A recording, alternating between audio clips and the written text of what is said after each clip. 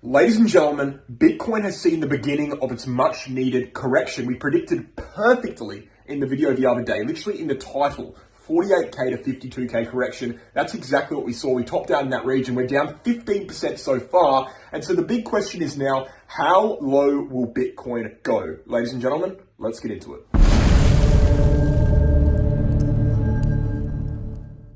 Just want to very quickly check out the VIP group before we dive into it today, guys. VIP group on Telegram. We trade altcoins a few times a week in there, giving you direct entry signals, stop loss recommendations, take profit recommendations, everything you really need to trade a coin. We've got our trading results, fully transparent, 78.52% win rate over the course of a year and 3 months. And we've got a group chat that comes with the membership as well. As you can see, we've been discussing BRC20. We've been discussing the ETF stuff. We've been sharing trading plans, etc. Everything in that VIP group is useful. I highly recommend getting in there. The link will be down below. Let's get into the content. Guys, a lot of people don't realize the perks of being a YouTuber in the cryptocurrency space. I literally get a direct insight into market sentiment. And I can tell you right now, in the video I made while we were up at this peak right here, when I clearly said, as you can see by the video title and thumbnail, is this the top? Bitcoin's bearish. What's now? Wake up. 48K rejection imminent. I said that in the video directly, in the title, the thumbnail, and the video. And you should have seen some of the comments I was receiving on that video. Just complete emotion-based, I don't even know what to call it. It's ridiculous. I saw the exact same thing during the bull market when I called the top. I saw the exact same thing during the bear market when I was calling buys in the 16 to 70K area, just 5% above the bottom. The fact of the matter is people are, sorry, it's down here actually. People are very emotional in this market, especially when you see periods of time where the market is acting irrationally. It's pretty obvious. It's not a surprise to anyone for me to say this now, although it was last week for some reason. People switch up very quickly in this market, I swear. But look, it's not a surprise that the market wasn't acting rationally as per the TA for a period of time there. The ETF decision, the looming ETF decision, I should say, was causing the price to just keep going upwards when in reality it should have corrected as per the TA. Sometimes TA is not at the forefront of market movements. Sometimes narratives are. The ETF narratives was very strong. I said very clearly in this video here, in pretty much all my videos in the last 3 weeks, and also in 2 separate YouTube community posts, as you can see, bad logic circulating about the ETF, warning people that placing longs or shorts in wake of this decision was gambling. I made it very clear that the market wasn't moving as it was meant to be moving, and very clear that people were better off going to the casino at that point than touching Bitcoin. And I was very much correct in that. The 48K to 52K rejection was perfect. We rejected from 49K, which is just in between that range. Rejected very strongly, actually, after the ETF was released. Now, why was that happening? It happened because after the ETF was released and after the first buys came through from the hedge funds that got approved for ETF applications, there's no more narrative. The narrative dies off. People need to understand the sheer buying quantity from these hedge funds are nowhere near the buying quantity that drove Bitcoin up 90% in 3 months. Okay, so the hedge funds can't outweigh the retail price action. And let me tell you something right now. It's what I mentioned in this community post right here. Where did I say? I said it somewhere here. Narratives are stronger than realities. The idea and anticipation of ETF is stronger than the actual ETF. Have we seen spot buying from ETFs? Yes, we certainly have. We've seen $7 billion in trading volume coming through in 2 days of trading on ETFs. But even in wake of that $7 billion, okay, Bitcoin has still dropped downwards, right? Still dropped downwards 15%, okay? Why is this? As I said before, it's because retail buying pressure and selling pressure is much stronger than that of hedge funds, even with these ETFs. Now, that means that if there is no narrative that is telling retail to buy, there will be no upwards price action because retail pretty much decides where the price goes. I know people like to think that institutions and market manipulators, market makers, they do. And yes, they do in certain scenarios, but in reality, they don't really decide the direction. They decide, where exactly people get faked out, where exactly people get scammed, where exactly people get liquidated, and they can have effects on the direction. But in the actual volume-wise, it's really the retail who's doing most of the work. And obviously the term retail, what do you mean by retail? You can stretch that definition pretty far. Obviously, you can include whales and stuff like that. But the fact of the matter is, you know what I'm saying. You know what I'm saying? What I'm saying is this. There's no narrative anymore. And upon the collapse of a narrative, people saw, okay, hold on, we're actually up 90% in 3.5 months without any sort of 4 months actually, without any sort of correction whatsoever. We've gone upwards, as I did in this post over here, I showed you. We've gone upwards without a 25% or more drawdown for 232 days, which is the longest period of time since 2011, it's time for a pullback. And everyone collectively sold, even in wake of the hedge funds buying. So, guys, the market can be irrational for a long period of time, but TA will always return.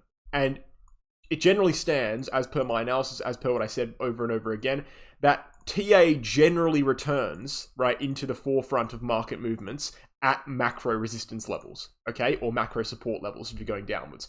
And that macro resistance level is 48K. Literally since October, I was saying we will go to 48K, or it's quite likely we go to 48K, and then we'll reject from there. It's not rocket science. I mean, there's a reason why we've been able to be so accurate on this YouTube channel in the past, calling tops, calling bottoms, all that kind of stuff, because it's actually not hard. If you just trust the macro levels, it's very simple. In fact, calling macro tops and bottoms within 10% is probably one of the easiest things you'll do in this market. Day trading is 10 times harder. So it's not really a flex to say I call the top or the bottom, in my opinion. All you need to do is understand where macro resistance and support is, wait for a break above the nearest resistance above the bottom, and you've called it. Done. It's really easy. And that's why it was so easy to call this top here as well, even in wake of all the irrationality going on. But where could we go? Here's what we're getting into today. Where could we actually go in the price? So I've got 3 yellow lines on the screen. You'll see them right here. In fact, I actually have this dotted ascending channel formation, which I was going to discuss yesterday, but unfortunately broke down before I could make a video about it. That was a very clear breakdown trade. Caught a nice short from that position there from 45, roughly 45.3. Took profits over here at 43.2, actually. Didn't want to stay in the trade until the yellow lines. Probably should have, to be honest. There was no reason why I didn't. I was just going to sleep around that time. I don't like to be in trades while I'm sleeping. I don't like to be in trades overnight, generally speaking. So it was about 11 or 12 a.m. So I decided to cut that trade. But that was an easy trade there. Unfortunately, didn't get a time to make a video about it yesterday. We made a altcoin video instead. But now we've got 3 separate yellow support lines here. Now, let me be very clear, okay? In yesterday's video, I discussed when calling that correction that we will be going, right, for a target. My main target of this correction is pretty much 38.5K. That's pretty much my main target for this correction. I said 42K as well. 42K has been reached. So our first target's been reached. Second target was 38.5, okay? And potential third target was actually all the way down here at 32K. I also mentioned, and I will mention in today's video, there is a chance we reach something in the mid 30K range, something like 35 as well. In fact, I'll put a line there because I do think the 32K is a little bit too deep of a correction. I think 35 is potentially on the table, but 38.5K is certainly on the table in my opinion. Because why do I think that? Well, I know that right now we actually haven't even broken the upwards trend yet. That's very much worth noting. We have dropped 15%. It was a very clear drop. It was a very nice drop, but we haven't actually broken the uptrend yet. You might be thinking, well, what do you mean by that, Wolf? We've dropped 15%. Well, you have to understand how uptrends are made up. Uptrends are pretty much just when you see higher lows and higher highs. And still, at this point, we have not seen a lower low, and we have not seen a lower high. So what we are expecting at some point is for Bitcoin to bounce, and that will likely be, it could even be on these yellow lines here. I've got 3 distinctive yellow lines. You can draw them up on the screen right now if you want to. We could see a bounce from that level. We could see a higher low at 44.8K, and then we could go downwards, and that would be a break of the upwards trend. That would be a definitive breakdown and a start of a downwards trend. I do expect a bounce at some point, but I certainly don't think that bounce would take higher than 49K. I think we'll be entering a downwards trend now. And in order to enter a downwards trend, we do need to see a bounce. We need to see a lower high, and we need to see a lower low form. So I think there's a very decent chance we either see a bounce off of these yellow lines here, or a bounce off of something like 38.5K. When that occurs, that's when we'll definitively enter a downwards trend. As I said, my targets for this move are very clear. We've got the volume profile telling us where the macro resistance and support is. Macro resistance is sitting here at 48K. Macro support is sitting here around 38.5-ish. So very naturally, my first target is going to be 38.5. And then we need to be looking at price levels below that. We can look at things like weekly chart RSI, for example. Weekly chart RSI is very clear in saying that in previous cycles, around this time, the market cycle in previous cycles, we've seen a breakdown from the weekly chart ascending support line, or at least retests of it. Now, I'm not sure we'll see a breakdown from this line, but I certainly do think we'll see a retest of it. So I'm looking at this line here, weekly chart yellow RSI support line, for a take profit as well. When we reach that line, that might be a time in which you'd be like, okay, maybe this move is bottomed out, or maybe it's not. Maybe we break down like we did in the previous cycles, or maybe it is bottomed out. We bounce upwards, and then we We test it again for a breakdown later in the year. The fact of the matter is that weekly chart RSI line is something we need to look at. And until we're touching it, I would consider this move not over yet. I'm very, very confident in that, to be honest. So, yellow support lines here for a bounce, potentially short-term bounce, but ultimately, and even 38.5k, but ultimately I am targeting lower. I think the TA is very clear in that. I don't think I need to spend too long discussing it. I could bring up RSI, volume, all these things. There's just no point. The fact of the matter is we have no real macro support, okay, until 38.5k. And so until we are there, we're pretty much very likely to go there, I suppose. First target's been reached, 42k, but I don't think that's enough of a correction at all. I think the evidence is very clear that if we're looking at Bitcoin from a cyclical perspective, okay, we have a trend in which Bitcoin is meant to see 1,100 days between top and break of that top. Okay, that's happened twice now.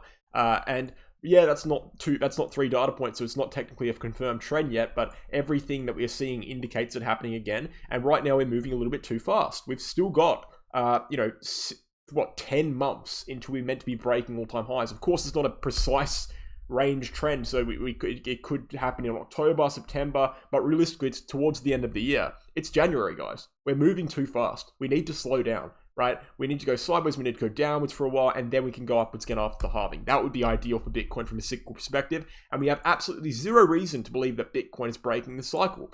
And so we are moving a little bit too fast in terms of cyclical trends. This is confirmed by what I'm showing you right now, by various other things I've shown you in the past. And so a relatively drawn out correction, or not necessarily drawn out, but at least deep enough correction would set Bitcoin back enough so that it's actually back on track. Because like it or not, we've overextended, okay? As I showed you in my community post, it's very clear. I mean, this is obvious stuff, and it's what I've been saying for weeks now. It's very clear. If Bitcoin has gone upwards for 232 days, okay, or more, it's actually 252 now, without a 25% or more drawdown, and that's the longest time we've done that, for 12 years, since 2011. In 2011, Satoshi was still around. That's how long ago this happened, right? That's how exacerbated this upwards trend now been. That's how big this upwards trend has been without correction, right? Last time we saw it this big without correction of that size was 2011, before the first halving, 12 years ago, for 13 years ago, okay? So if that alone doesn't tell you that Bitcoin is overvalued right now, it's moved too fast, it needs to go down, I don't know what will. There's no indicator I can show you that would convince you if that doesn't tell you. Okay, we've got all of our major support zones, 38.5k and below, things like bull market support band, things like Ichimoku cloud baseline, they're all at 38.5 or below, guys. For retests, of bullish retests of these levels, we need to be going down to that level, or at least near it. As I said, 40k, 38.5k. And as I said, there's even chances we go below that. I'm not sure how likely it is. We need to assess it at the time. It's very difficult to make claims about 32k when we're still up here at 42. It's just not really, we're up 49 yesterday. It's very difficult to make claims like that. But what I can say is that if we're trading the macro levels, right now, we need to be focusing on these yellow support lines for a short-term bounce potentially. If we break down below them, that's another short position activation. And if we're looking at 38.5k, that is a real target. That is a real macro level that we need to be considering strongly. And then below that, we've got things like 35, 32. But right now, let's just focus on the immediate term. The immediate term are these yellow support lines and 38.5k. It's quite simple to look at. We're looking awfully similar to 2019 right now. Just a massive move to the upside, topping pre-halving correction. The halving occurs, then we see a bull market. Massive move to the upside, topping pre-halving correction, halving occurs, then we see a bull market. It looks awfully similar to 2019, and I hope it copies 2019. A lot of people, I repeat this quite a few times in my recent videos, but I think it's very much worth noting. A lot of people get into a mindset that Bitcoin is only doing well if it goes up. I completely disagree. Bitcoin is doing well if it's predictable, okay? And if Bitcoin went upwards more, above 49k the other day, it would have lost predictability, okay? And we make money in the market from predictability. We don't make money from price movements to one side or the other. It's predictability that makes you money, because it's predictability that gives you the evidence needed to click buy or sell. So Bitcoin is still in an upwards trend. Until it breaks the upwards trend, you really wouldn't be getting overly bearish, but it does look likely it's going to do so. But obviously, as a breakout trader, we need to wait to see if it happens in that regard. Targets are very clear. What's interesting, actually, is Ethereum and total cryptocurrency market cap right now look quite interesting. We've got major support levels on total cryptocurrency market cap and Ethereum. So this green box here, 2100 to 2150 on Ethereum. being flipped for support quite strongly. I don't think Ethereum will see a drop below that. In fact, I will be looking at this green box as a support level for Ethereum, and when Ethereum reaches that green box, if it does, that will be a sign to me that Bitcoin has actually bottomed out, because I don't think we'll drop below that macro level on Ethereum. Looking at total cryptocurrency market cap, the same thing can be said. I really find it hard to believe, really, that will be dropping too far below this green box. Maybe we go down to something like this level here, okay, something like 1.42 trillion, even down to like something like 1.32 trillion, but anything below that just seems very unreasonable, very unlikely to me on total cryptocurrency market cap.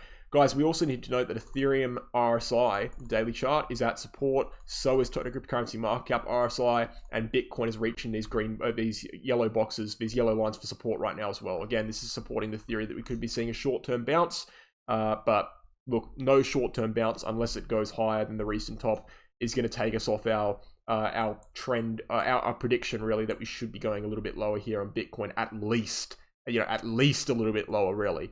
Hopefully it's quite a bit lower, and hopefully it's quite a bit drawn out as well, because that's what we really need to see. So guys, honestly, it's quite simple. It's quite straightforward. It's not me changing my tune at all here. It's just what I've been saying for the last few weeks. It's just happening now, I suppose. So thank you for watching. I hope you enjoyed.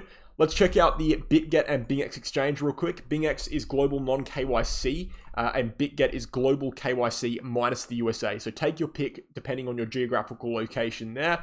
Both have very low trading fees. Both have never been hacked before. Both have protection funds in case they are hacked. So you can get reimbursed on your lost funds if they are hacked potentially.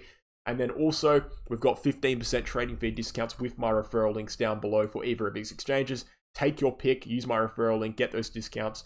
Thank you guys. And then finally, Crypto Academy, become a trader course. If you want to learn how to trade, this is the place you can do it. We have a university style course to become a trader, 10 units that teaches you everything you need to know about trading, how to trade, how to find trades, market psychology, how markets works. Literally everything is there. Our email address is on the website for contact details. And finally, again, VIP group. Check it out. I mentioned at the start. Thanks for watching, guys. Hope you enjoyed. I'll catch you tomorrow.